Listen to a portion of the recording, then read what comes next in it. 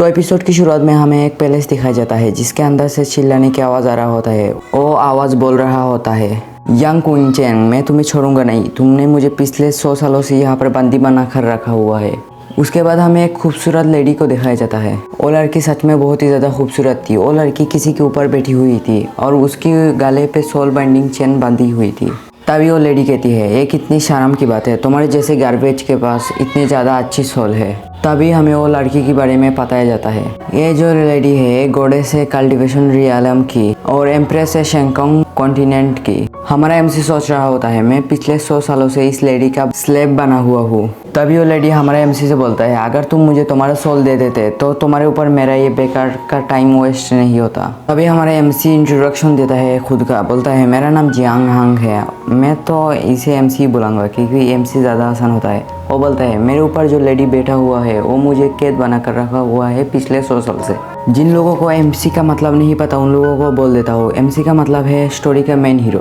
तभी वो लेडी कहती है, मुझे लगता है हमें दोबारा से ये करना पड़ेगा। अगर आप लोगों को समझ नहीं आ रहा है कौन सा काम करने के बारे में बोल रहे हैं तो ये लोग डुअल कल्टीवेशन के बारे में बोल रहे हैं। डुअल कल्टीवेशन के बारे में तो आप लोग जानते हो, अगर नहीं जानते तो जान लो। उसका मतलब होता है कांड मतलब समझ रहे हो ना। तभी हमारा एमसी सोच रहा होता है, अगर इसने मेरे साथ कांड कर लिया तो फिर मुझे नहीं लगता कि मैं सर्वाइव कर पाऊंगा। तभी वो लेडी उसके ऊपर बैठकर हंसने लगती है और बोलता है, मैं तुम्हारे आज पूरी की पूरी सोल ले लूंगी और कल्टीवेशन की दूसरी लेवल पर पहुंच जाऊंगी जिससे मैं तुम्हें यहाँ से जाने दूंगी। तो फिर हमारा एमसी बोलता है, बकवास की बातें यहाँ पर बंद करो, मुझे पता है तुम मुझे कभी नहीं जाने दोगी। मुझे पता है तुम मेरी सोल लेके मुझे मार दोगी, तो फिर मार दो, इतनी देर क्यों कर रहे हो। फिर वो लेडी कहती है, अच्छा ऐसी बात है। फिर हमारे एमसी के पास जाके वो उसे किस कर लेती है और जैसे ही वो हमारे एमसी को किस करता है, हमारा एमसी पे ठहरापन वाला मुंह बनाकर कहता है, मैं तुम्हें अपना सोल दे दूंगा लेकिन उससे पहले तुम्हें ये चेन खोलना पड़ेगा। जैसे ही वो लेडी हमारे एमसी के ठहरापन वाला मुंह को देखता है वो बहुत ही ज़्यादा गुस्सा हो जाती है और बोलता है, तुम्हारी इतनी हिम्मत कैसे हुई, तुम मेरी तरफ ऐसी देख रहे हो और मेरे से ऐसे बात कर रहे हो। वो लेडी ऐसा बोलते बोलते हमारे एमसी का गला भी दबा रही होती है। तभी हमारा एमसी बोलता है, यंग क्वीन चैंग, क्या तुम मेरी सोल लेना नहीं चाहती? इतने सालों से तुम लेने की कोशिश कर रहे हो लेकिन मैं नहीं दे रहा। इस बार मैं तुम्हें दे रहा हूँ लेकिन तुम ले नहीं रही। और हमारा एमसी का ये बात सुनकर क्वीन चैंग की फट जाती है और बोलती है, अगर मैं या इसकी सोल फोर्सफुली ले लूँगी तो मैं अच्छे से कल्टिवेट नहीं कर पाऊंगी। अगर ये खुद की इच्छा से खुद की सोल दे देगा तो मैं बहुत ही अच्छे से कल्टिवेट कर पाऊंगी और मैं सोल की 7 लेयर में से 3 लेयर पार कर लूँगी। तभी वो लेडी हमारे एमसी से कहते हैं, ठीक है मैं तुम्हें जाने दूंगी। ये कहते ही वो उसकी चैन को तोड़ देता है, बोलता है, लेकिन अगर तुमने मुझे टच किया तो मैं तुम्हें जान से मार दूंगी। जैसे ही वो हमारा एमसी का चैन तोड़ देती है उसके बाद वो पीछे पलटती है ताकि वो कपड़े उतर सके, लेकिन हमारा एमसी उसका फायदा उठा के अपने हाथ पे कल्टिवेशन जमा करके उसे घुमा कर कराटे चौक मारता है जिससे वो लेडी दूर जाकर गिरती है। वो लेडी उठते हुए कहती है, तुम्हारी इतनी हिम्मत, तुम मुझसे छुप छुप के कल्टिवेशन की प्रैक्टिस करते थे। और हमारा एमसी एटीट्यूड में खड़ा होकर बोलता है, हाँ मैं तुम्हारा गुलाम बना हुआ हूँ पिछले 100 सालों से। अब मैं गुलाम होकर ज़िंदगी नहीं बिताऊंगा, अब मैं आज़ाद होना चाहता हूँ। हमारा एमसी बोलता है, इसलिए मैं अपनी स्ट्रेंथ को इकट्ठा करके एक जगह पे जमा कर रहा था ताकि मैं जब सही मौका देखूँ तुम पर हमला करके यहाँ से निकल जाऊँ। जो सुनकर उस लेडी को बहुत ही ज़्यादा गुस्सा आती है। वैसे इस लड़की का तरबूज देख रहे हो कितना बड़ा है, जिसे सुनकर ये वो लेडी अपनी पावर को अनलीश करने लगती है, जिसे देखकर हमारे एमसी की फट जाती है और वो वहाँ से भागने लगता है। तभी वो बहुत चीख कहती है, मैं तुम्हें नहीं छोड़ूंगी, मैं तुम्हें मारकर राख कर दूंगी और तुम्हारा राख को भी चला दूंगी। ऐसी बातें कर रही होती है वो। हमारा एमसी का तो पहले से ही फटी हुई थी, अब और भी ज़्यादा फट जाती है और बोलती है, ये लड़की कितनी ज़्यादा खतरनाक है।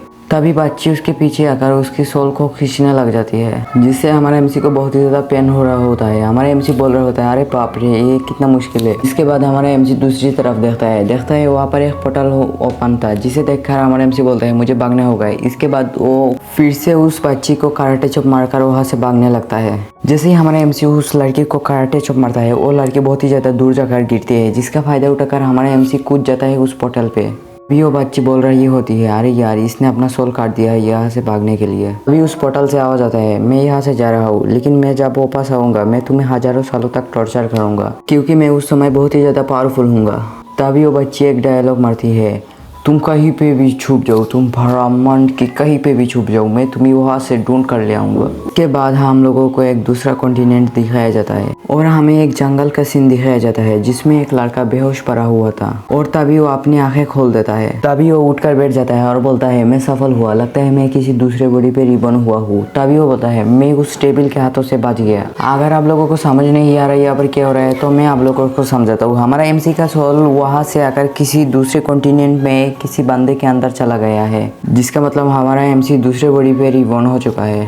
तभी हमारा MC खड़ा होकर बहुत ही ज़्यादा ज़ोर ज़ोर से हंसने लगता है और बोलता है अच्छा हुआ मैं उस बच्चे के हाथ से बच गया, नहीं तो वो बच्चे मेरे को मार देती। हमारा MC बोल रहा होता है मैं वापस जाऊंगा, जाके उसका पैलेस और उसे ख़त्म कर दूंगा और उसे हज़ारों सालों तक टॉर्चर करूंगा। तभी उसके पीछे से एक आवाज़ आती है तुम अभी जिंदा कैसे हो। तभी उसके पीछे हम एक बच्ची को देख पाते हैं जो बोल रही होती है तुम अभी तक जिंदा कैसे हो। तभी वो सोच रही होती है मैंने तो इसे एक बहुत ही ज़्यादा खतरनाक पॉइजन दिया था, ये अभी तक जिंदा कैसे है। उस पॉइजन का एक ड्रॉप बहुत ही सारे लोगों को एक साथ मार सकता है, लेकिन ये क्यों नहीं मारा। तभी हमारे MC को उस बॉडी के असली मालिक की मेमोरी दिखाई देने लगती है। तभी हमारा MC वहाँ पर मेमोरी देखने लग जाता है। हमारा MC देखता है उस बच्चे का नाम लीन है। हमारा MC जिस बॉडी पे है उसका पुराना ओनर इस लड़की को बचपन से प्यार करता था। वो लड़का जब भी लीन को प्रपोज करता था तो वो लड़की उसे रिजेक्ट कर देती थी, पर पिछले कुछ दिनों से इस लड़की ने इस लड़के पर अटेंशन देना शुरू कर दिया क्योंकि इस लड़की को इस लड़के की फैमिली की मेडिकल प्रिस्क्रिप्शन चाहिए थी। जैसे ही उस लड़के ने मेडिकल प्रिस्क्रिप्शन उस लड़की को दिया तो उस लड़की ने उसे पॉइजन देकर मार दिया। बेचारा प्यार की खातिर मारा गया।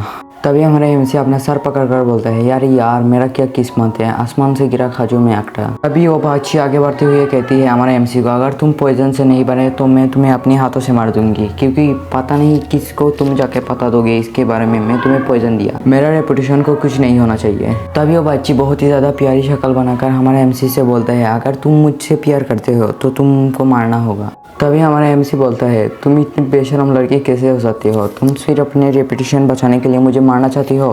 फिर हमारा MC सोचने लगता है पता नहीं इतनी खूबसूरत लड़की के पास इतनी बुरी सोच क्या कर रहा है।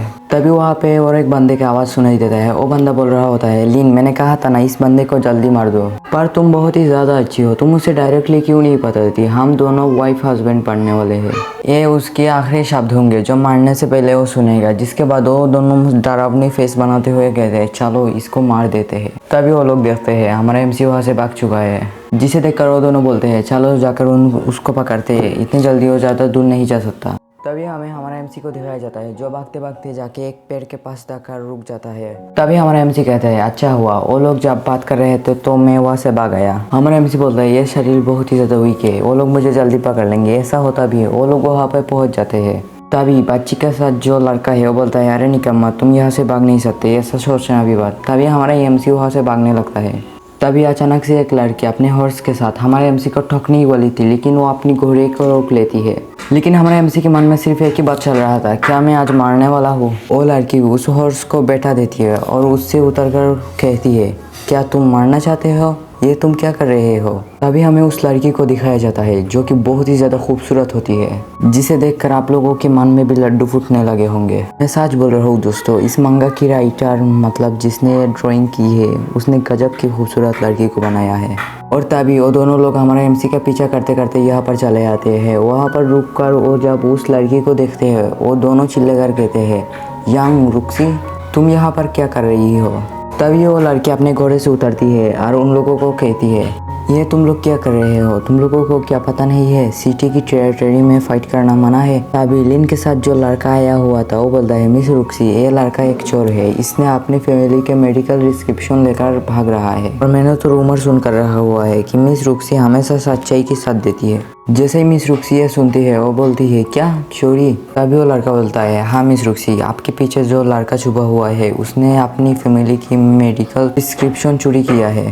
तभी मिस रुक्सी बोलते हैं अच्छा तो तुम वही पॉपुलर लड़के हो जिसने अपने फैमिली की मेडिकल प्रिस्क्रिप्शन लेकर भाग गया था, मैंने तुम्हारे बारे में सुन रखा है। तुम्हारे फैमिली ने तुम्हें पनिश करने के लिए ऑलरेडी एक आर्मी को भेज दिया है। तभी वो लड़का हमारे MC से कहता है तुम एक क्रिमिनल हो जिसने अपने फैमिली का मेडिकल प्रिस्क्रिप्शन चुरा कर भाग गया था, इस बात की तुम्हें रिस्पॉन्सिबिलिटी लेनी पड़ेगी। तभी हमारे MC चिल्लाकर बोलता है धोखेबाज तुम लोगों ने मुझे धोखा दिया, ये तुम दोनों थे जिन लोगों ने मुझे चोरी करने के लिए कहा था। अब जब तुम्हारा काम हो चुका है अब तुम मुझे अबेंडेड कर रहे हो, मुझे अकेले छोड़कर जा रहे हो।